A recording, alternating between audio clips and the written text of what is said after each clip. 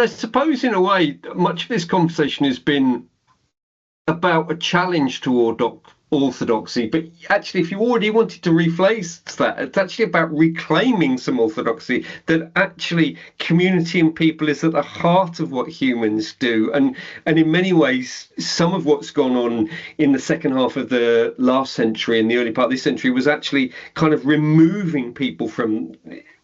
Well, and for me, one of the really ambitious aims of inclusive recovery cities is to say, can the connectedness of recovery communities inspire similar changes more broadly across?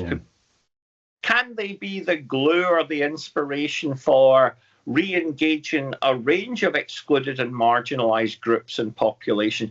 And you know as well as I do that one of the things that recovery traditionally treated by professionals does is underestimates the people we work with and underestimates their capabilities.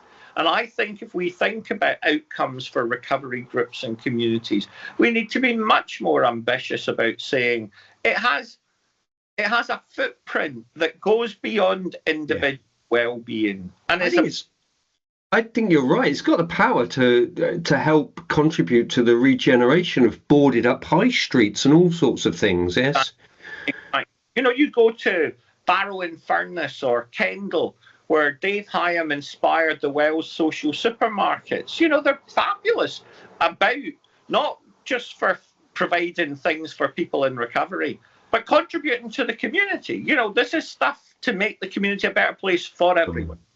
And I think I want to now use the other T word. So you right at the beginning talked about treatment as being too transactional. And I think the power of recovery is that it can be transformational. And I think that's it getting the distinction between those two words is really important here. Yes.